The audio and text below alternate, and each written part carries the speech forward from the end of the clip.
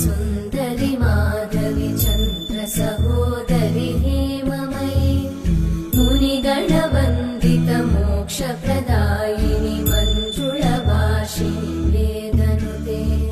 पङ्कजवासिनि देवसुपूजित सद्गुणवर्षिणि शान्तियुते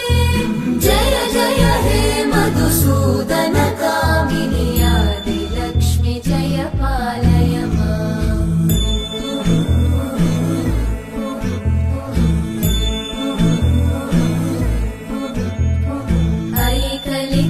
ऐकलिकल्मषनाशिनि कामिनि वैदिकरूपिणि वेदमये क्षीरसमुद्भव मङ्गलरूपिणि मन्त्रनिवासिनि मन्त्रनुते मङ्गलदायिनि अम्बुजवासिनि देवगणाश्रितपादयुते जय जय हे मधुसूदन कामिनि धान्यलक्ष्मि जय पालय माम् जय वरवर्णिनि वैष्णवि भार्गवि मन्त्रस्वरूपिणि मन्त्रमये सुरगणपूजित शीघ्रफलप्रद ज्ञानविकासिनि शास्त्रनुते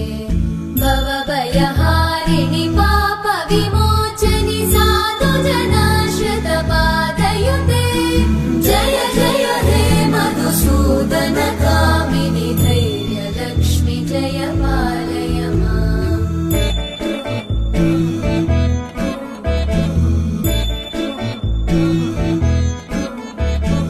जय जय दुर्गतिनाशिनि कामिनि सर्वफलप्रद शास्त्रमये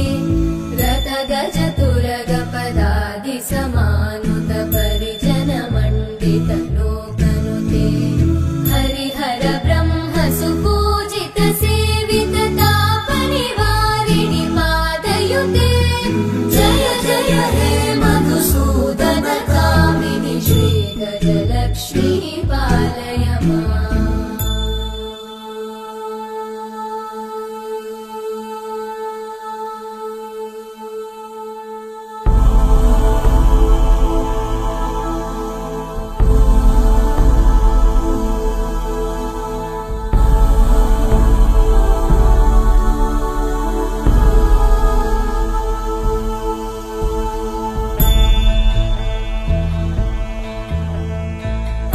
ऐकगवाहिनि मोहिनि चक्रिणि रागविवर्धिनि ज्ञानमये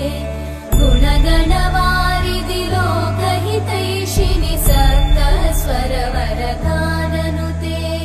सकलसुरासुरदेव मुनीश्वर मानववन्दित पादयुते जय जय हे मधुसूदन कामिनि सन्तानलक्ष्मि पालय माम् जय कमलासनि सद्गतिदायिनि ज्ञानविकासिनि गानमये अनुदिनमर्चित कुङ्कुमधूसरभूषित वासित वाद्यनुते कनकधरा स्तुति वैभववन्दित शङ्कर देशिक मान्यपते जय जय हे मधुसूदन कामिनि विजयलक्ष्मि जय पालय माम्